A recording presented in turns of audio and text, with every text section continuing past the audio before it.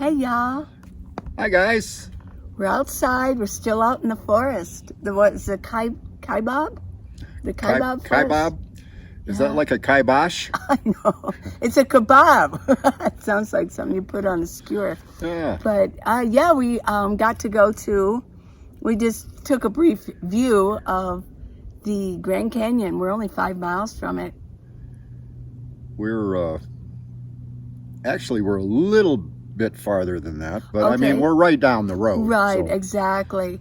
Well, today we have a really good show for you. We're going to talk about seniors again, the lives of seniors.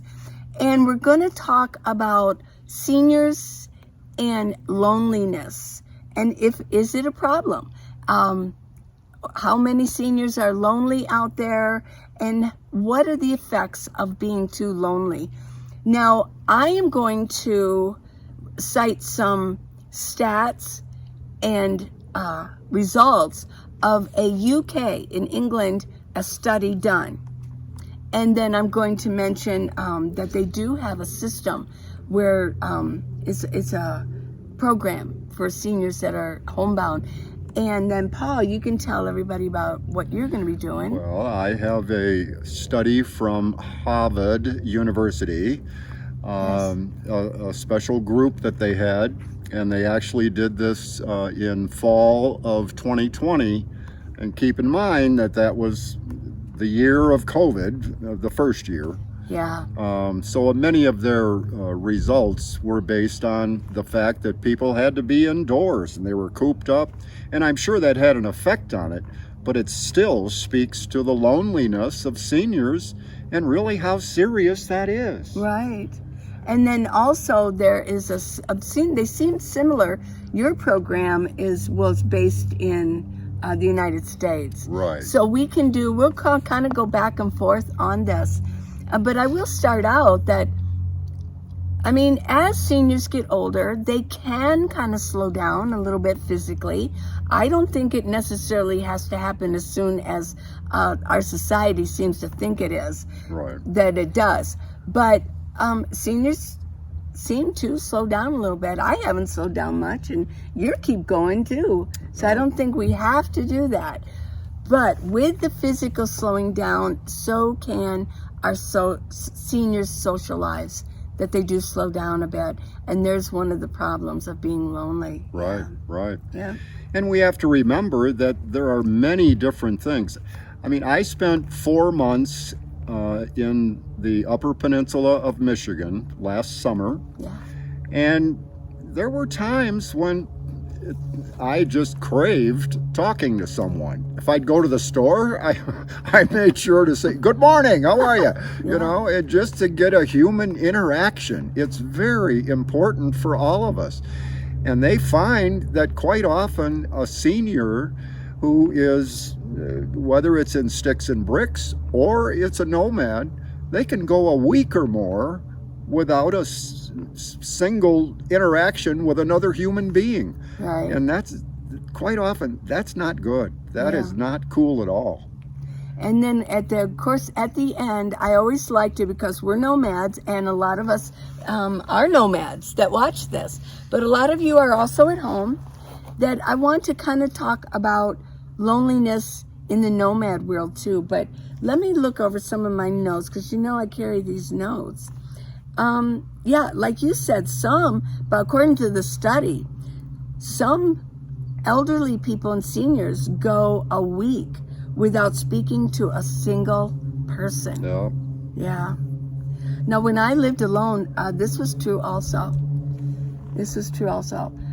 Even with my business that I had, sometimes I didn't always talk to my clients. I just did things for them, and I locked up and I went back home, and I didn't even see them. And I lived right beside my daughter, but they had their own lives going on. My son-in-law at that time was still in college. He's a chemical engineer, and he was gone. And then my daughter, she was working. And so there were times, and they had their own lives going on. Did they have kids at that point? Towards the end, then they had my granddaughter. Yeah, They had my and of course granddaughter, sure. that kept your daughter and at times your Sure. son-in-law too very Well, busy. So maybe my interaction was with a baby and then a 1-year-old and a 2-year-old. That was fun though. But you know what I'm saying? I mean, there were times where my son would call me sometimes. He'd call me like around 11 and say, well, what's going on, or tell me something. And my voice would crack because I hadn't used it all morning. It's like, and he'd go, are you okay? I go, well, you're the first person I've talked to. Well, see, that's the advantage that I have because I talk to my dog. That's right, Abby. Abby and I have conversations. They're pretty much one-way conversations, Right. but I just love it when I'll talk to her and she'll look at me and she does that Yeah. head cock thing, like, Uh-huh. yeah, I know what you're talking about. Yeah, right. So anyway, so I did have something to talk Right. to.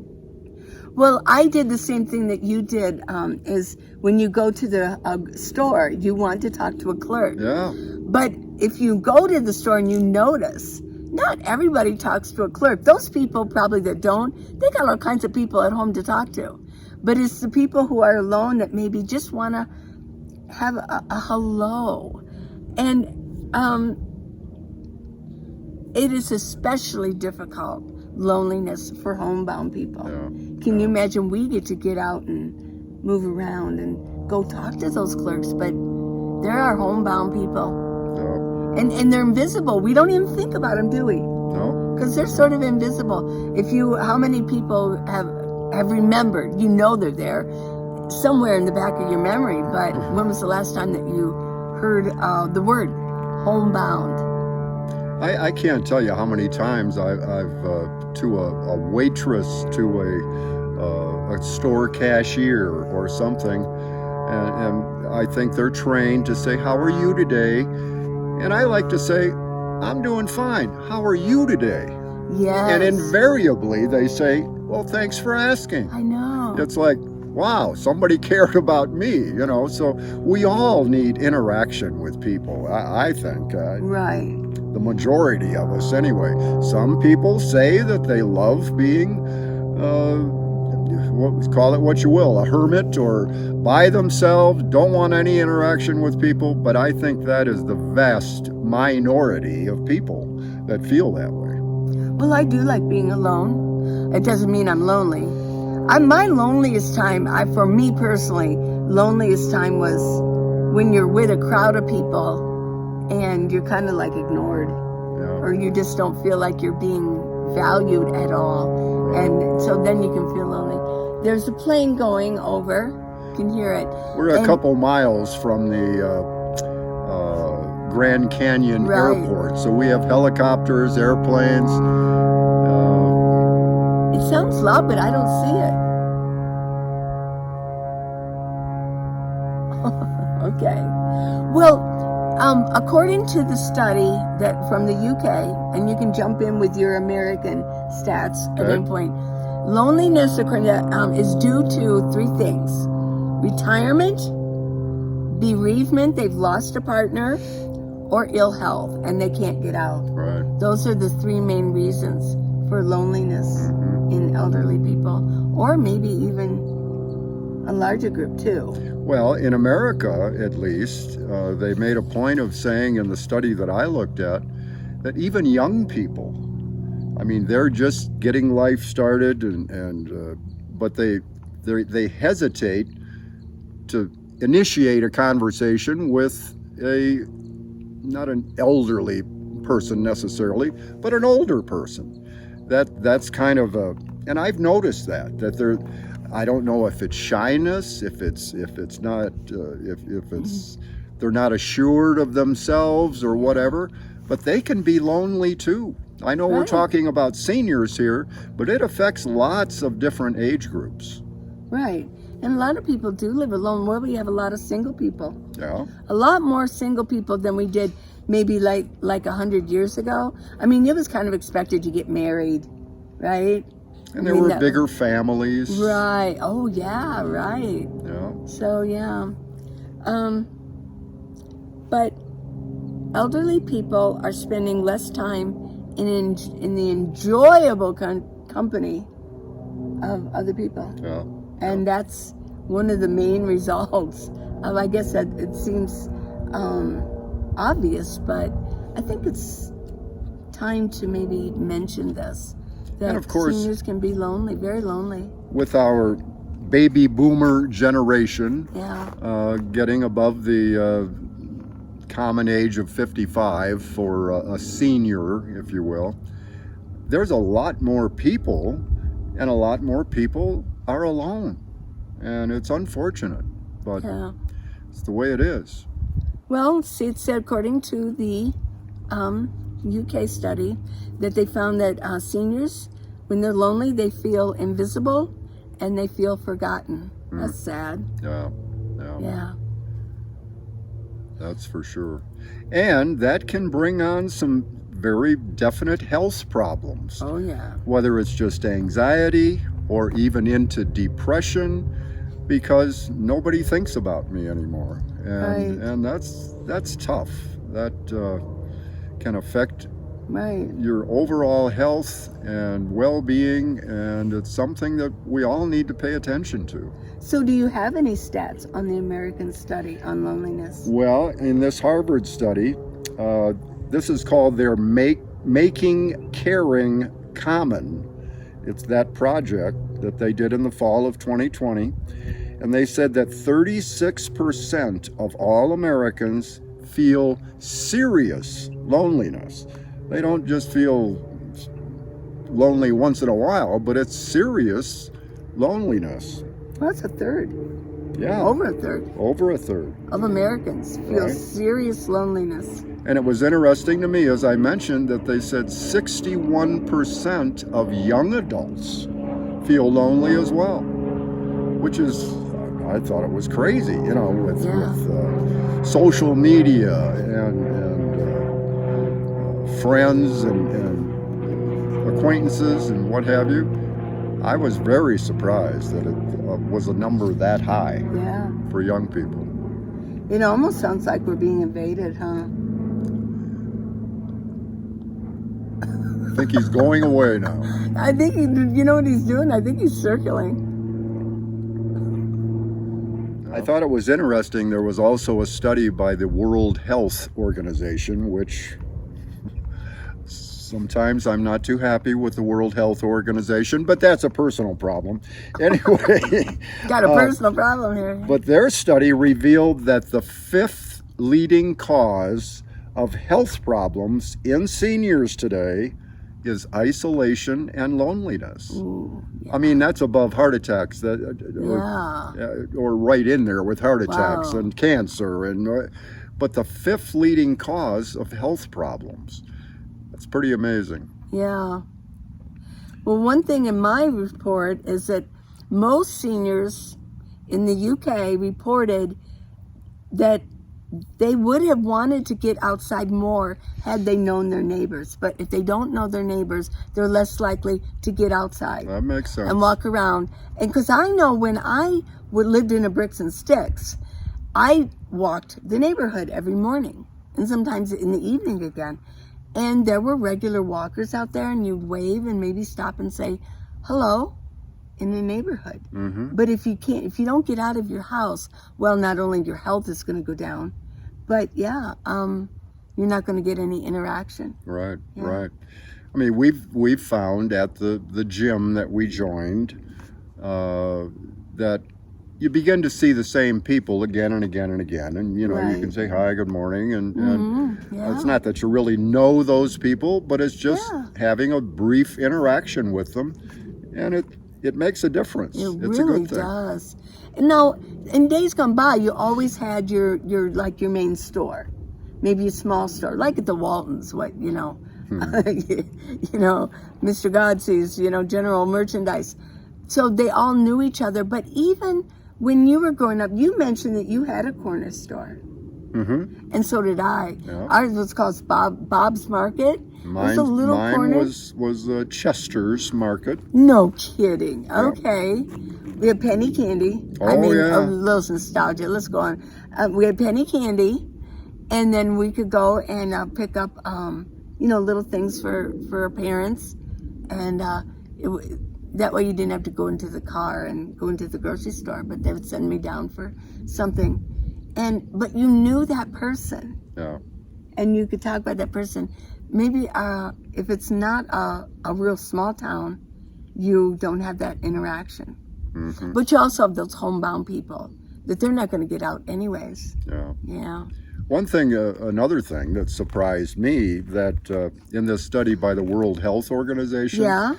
they said that people in nursing homes, assisted living homes, things of that nature, that 6 out of 10 patients never have a visitor. Ooh, yeah. Well, you would think that, okay, that's a senior, that's a more elderly person. Yeah. Where's the family? Maybe they don't live close by or Right. whatever. That's probably what it is. But 60% of those people never have a visitor. Amazing. Well, some of them don't have children. Well, sure. Or they never had children. That's true. And they might be older and their siblings are gone. Maybe. That's true. That's true. So if you don't have children and you're not, and maybe our families aren't as connected as before, so we're not really in contact with aunts and uncles. Right. And stuff like that. So, and cousins. Yeah. Yeah. So, I mean, there's all kinds of factors. On this study, it said, even a short conversation can brighten a day. And 25% of the elders said that they did feel better when someone smiled at them in line at a grocery store. Just a smile. Just a smile. They felt better. Well, they didn't feel invisible anymore, probably, right? There you go. They didn't feel invisible. Yeah. Or forgotten. Somebody cared, even Right. if it was just enough to make them smile, and Yeah. it makes a difference. Well, this whole thing about being kind, everybody says that now. Be kind, be kind. Because I think COVID kind of made COVID kind of put everybody like, ooh, I don't want to touch you. I don't want to see your face. Well, there's a problem. Stay 6 feet away. Well, and also with the mask, we can't see anybody smiling. Oh, that's true. So maybe a lot of us forgot to smile, because I'm noticing people don't smile as much as they did 2-3 years ago. Because I'm a smiler when and you don't smile back. It does kind of like, it's like a little dart, like, ooh, they didn't smile back. But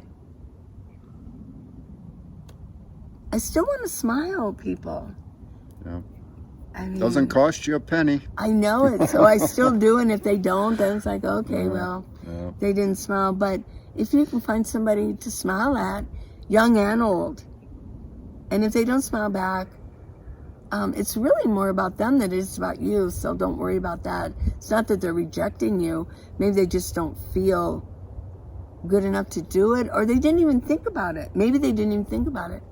Well, as a male, I have to make a comment on the smiling Right. part of it. Yeah. Sometimes, at least I think a lot of guys Yeah. are a little hesitant to smile at a female Yeah. in the fear that it'll be taken wrong.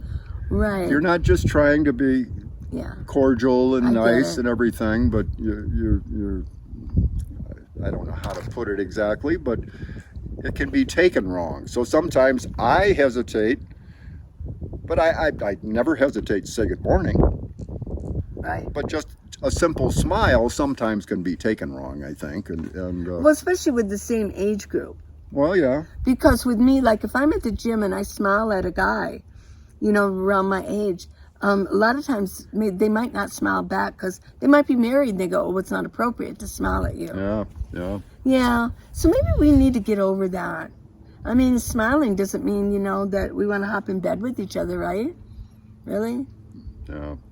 Yeah. Something that kind of hit home to me was that I found that in the Pacific Northwest, there is a group called Friend to Friend America. Is this only the Northwest?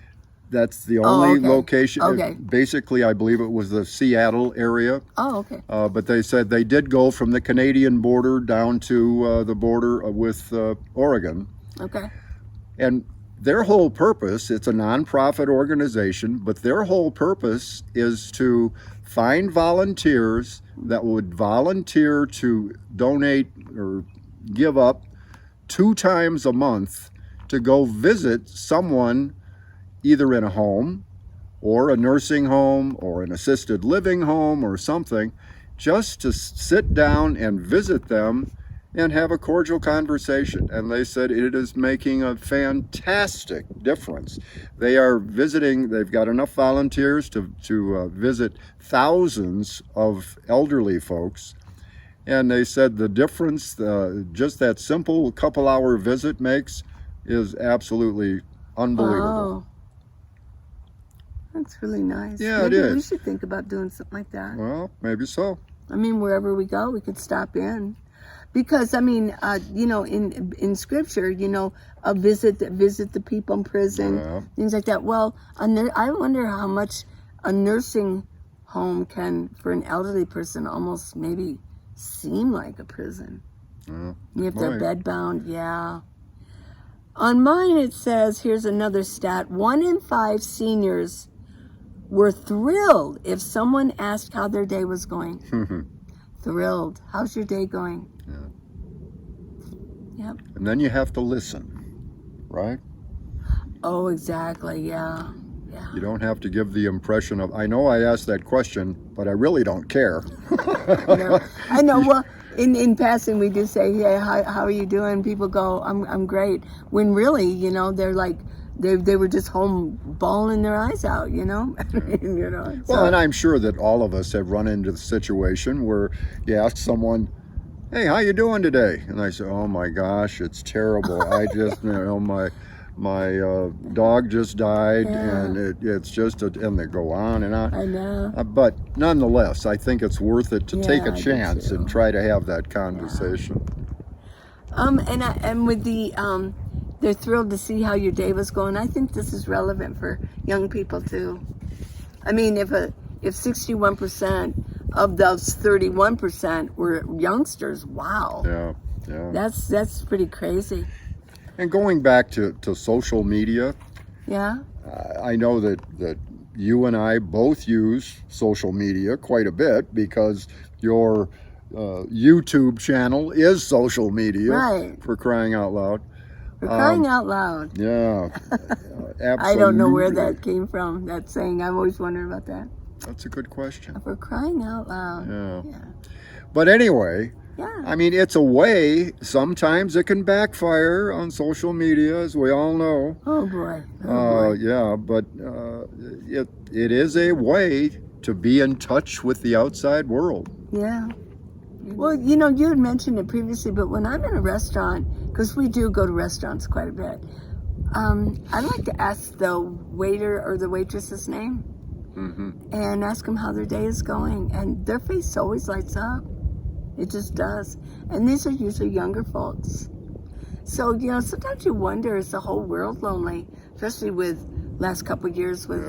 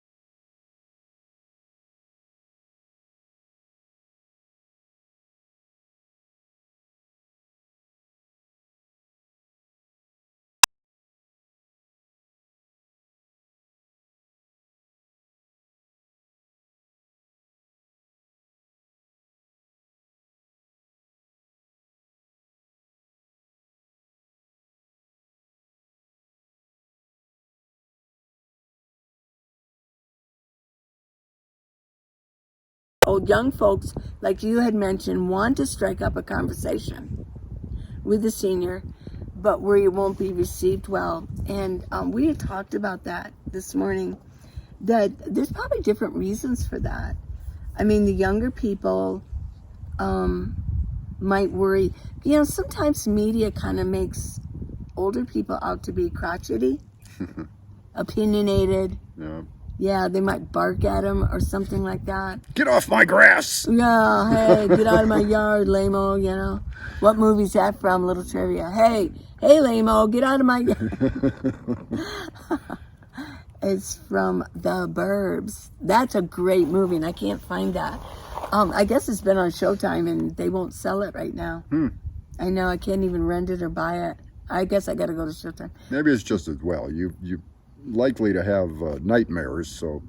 No, The Burbs is hilarious. Oh, The Burbs. I Which thought one? you said The Birds. Oh, no, I own that movie. Old Alfred Hitchcock I movie. know. But The Burbs, oh, that's a good movie. Y'all can leave comment what you think about The Burbs. That is hilarious. Yeah. Huh. But also on this thread, older people, you know, can be kind of leery of younger people. Like, are they going to attack me?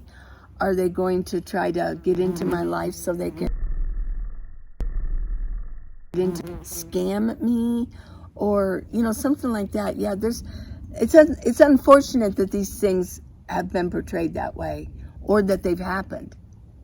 Yeah. You know, because I remember, not to be too much of a bummer, but I remember not just once, but I think 2 times, I saw in the news where an older man is walking down the street and somebody comes along and plays that punch game, and they laid there and they died. So you I bet older people can be leery of younger people sometimes. Well, it's just, and I think Yeah. the bottom line in many cases is a Yeah. matter of distrust. Right. You know, Yeah. the young people don't necessarily know these old farts, and not sure how they're going to come back at them if they were to Yeah. strike up a conversation. Right. And the older folks sometimes don't trust the young ones because quite often they're the ones that initiate these scams and trying to get someone's money away from them or whatever. It seems like the level of trust in the world has gone down over the years. And that's really a sad thing to say, but I think there's some truth in it. Well, especially for the homebound, you really have to be able to trust them. They're coming in. Somebody's coming into your home. Yeah. Yeah. And you know, are they going to steal from you? Are they going to try to get your sympathy? And then all of a sudden, you know, you're buying this young person, you're being asked if they'll buy him a car or something like that. Yeah. So there's all kinds of things going on, but we really do. Well, I think that's why agencies, they probably, if they're going to let somebody come into a home and clean their home, there's all these services that they have to be screened. Mm-hmm. That group that I talked about up in the Pacific Northwest, they do serious background checks on any of the people that volunteer. That's good. Yeah. And that's very important to make sure that they're on the up and up. And it said that one of the reasons that younger people, according to the study, that they don't think it'll be received well, and they don't not really open to seniors when they see them. Some are shy, and so some say they don't know how to help, and then some say they're just too busy to get involved and be saying, you know, strike up a conversation. I mean, they got work to do. Yeah. And some of them have families at home, things like that. But in the UK, there is a new campaign, and theirs is titled "Donate Your Words." Yeah, donate your words. So they will talk to people, maybe somehow get in contact with them, so they can talk to them. Maybe call them up on the phone and chit chat, and maybe social media. Maybe stop over at their house and talk to them a little bit. It's called Donate Your Words. Yeah, very cool. Yeah. So let's talk about nomads and loneliness. Yeah. And then, I mean, in my case, as I mentioned last summer, There were times when I was quite lonely and just wanted human interaction. And so whether that was making a phone call or going to the store and chatting with the clerk, if that was possible, they weren't too busy, or things of that nature. Well, we text a lot. Oh, sure. Yeah. You bet. You probably really were looking forward to that, huh? Oh, absolutely. I know, I'm teasing him, yeah. And weren't you? Did you stand on your phone and wait? Or no? Nah, no, I did too. I'm teasing him. I'm just, yeah. Yeah, so nomads. I don't see any reason why nomad would be lonely unless they just... What is that bug? I don't know what it is either. We're going to have to find out. I'll ask the Does it go, campground. There's a bug flying around. I want to say it's about that long, had the body, and it has quite a wingspan. And they just dart here, there, and everywhere. And at first we thought it was a locust. I don't know what it is. They don't stick around long enough for you to really take a good look. Yeah, that I can't catch what it is. But I don't see a reason for a nomad to be lonely. I can see a reason for a nomad to be alone. There's a lot of solo. I was solo for 3 years or so? 3.5 years. Yeah, I was solo for, yeah. So, I mean, I was alone, but I wasn't lonely. Well, I had y'all. I mean, I was doing videos going on 3 years now. I talked to you guys. I mean, I did. You guys kept me moving along because I knew that you were there listening to me. So you guys helped me keep from being lonely. Right. And one of our best friends said that he's on Facebook, and he got on Facebook because he was feeling a little lonely out there. And we got on Facebook, I think, before he became a nomad. And now it's just his world. And of course, through Facebook, he's got so many friends out there. Oh my gosh. I mean, he's well sought after. Oh yeah. He's never, and people will get on Facebook and message him and say, I'm in this area, I'd like to meet you. Mm-hmm. And then he meets with them. Yeah. I know. Yeah. So they're really, for a nomad to be lonely. So what are the chances of, if you're a solo and you're starting to, well, I'd like to kind of meet up with new people. What can a nomad do? Well, it becomes very obvious. If you stay in one spot for any number of nights, overnight, I'm thinking of like a Cracker Barrel or something of that nature, it becomes very obvious who the other nomads there with you who happen to be. And so, you know, we have this in common, so much in common as a nomad, that if you just say, hey, how are you, and strike up a conversation, you'll find that you have a lot in common, and you have a number of things that you can talk about and learn from the other person too. Yeah. And that's how boondocking too. Right. Out boondocking, you know, walk over. In certain places, it's a little bit easier. Like where we're at here, the sites are so well spread out, and it's not busy at all. No. Which maybe we should mention. Like, why isn't it busy out here? This is the season, and it's either gas prices or the gas prices. Right. Or the gas prices, yeah. But yeah. So another thing too that they can do is, we always mention it, in the winter, go to Quartzsite, even if it's just for a couple weeks, and you know, go walk around. People seem to be attracted to their own rig type. So if you have a big rig, you can join the club, right? Mm-hmm. Yeah, you can join a club. The escapees, or, you know, they have singles RV clubs too. You know, can I have a drink there, baby? You certainly can. Well, even if you're... Here, I'll give you a drink too. Don't tell him yet. Even if you're not an owner of a big rig, I mean,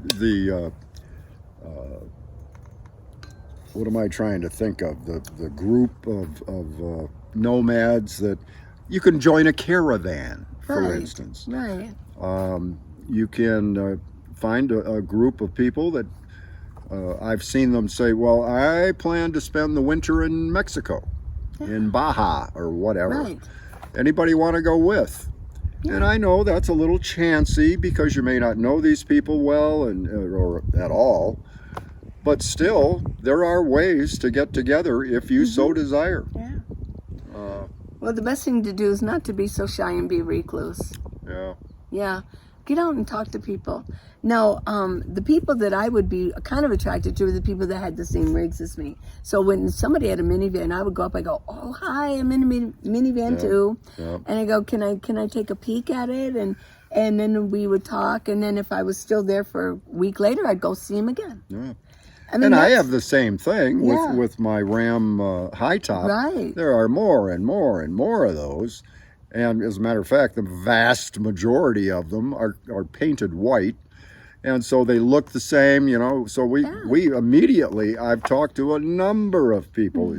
And I usually start off by saying, so did you do a fancy build on the interior of your van? Or is it just kind of a do-it-yourself job? And you know, mine is kind of do-it-yourself. So if we have that in common, we can kind of share some ideas. And if you get to feel right about it, you could say, hey, do you mind if I take a peek inside? You know, not to go inside exactly, but at least to take a peek and maybe get some good ideas on something you might like to do to your own van. And anyway, it's a camaraderie, you know, just like you said, of the same kind of vehicle. Right. And what ideas can you get to improve your own, and works out really well. Now, courtside, I mean, I have a lot of phone numbers in my contacts, more than I did when I was living in a Six and Barracks. And just like at our meetup, which we were gonna have. I mean, as long as the world is still here, we'll have another meetup in January. And this is where you're gonna meet a lot of your friends. And I'm still in contact with most of y'all that were at the meetup. That's right. Yeah, gained some really close friends. So you got to reach out, and you can't be shy. If you are, that's okay. Because there are people like Paul and I who are very outgoing people. So we can almost kind of make up for that. If you're shy, come on in, you know, and be part of the group. Right. And we can make up for that, and we'll kind of get you out of your shell a little bit. But loneliness can be devastating to our health, and we need to kind of address it and kind of think about it. And maybe this video will get y'all to kind of look around and go, is there anybody around me that seems kind of lonely? Maybe go strike up a conversation here. Why not? Why not? Yeah. What have you got to lose? I know, exactly. And you've got a lot to gain. Exactly. Yep. Well, I do want to do a shout out to Oakmo, and just let it, you know, they're having a big sale on Amazon, and just look at, they have 1,000 and 2,000 power stations, but they also have the SG, the solar, and the it's like a combo, the solar and the power station. And so there's a good sale going on with that. Yeah. So, got the book. Oh, yeah. Don't forget the book. Yeah. How to Live in a Minivan, the Minivan Leeway. Yeah. There you go. Yeah. So, I hope you enjoyed this episode talking about loneliness. Hope you're not lonely out there. Yeah, and if you are, there are things you can do about that. Oh, my gosh. Get on the Facebook group, Minivan Leads This Nomad Life. Right. Leave a comment. Let me know how you're doing personally, if you know somebody who's really lonely, and if you have any other thoughts about this subject. Very good. Okay. Yeah. Well, till next time. Great to see you all again. Yes. Take Don't be care. lonely. Bye. Bye-bye.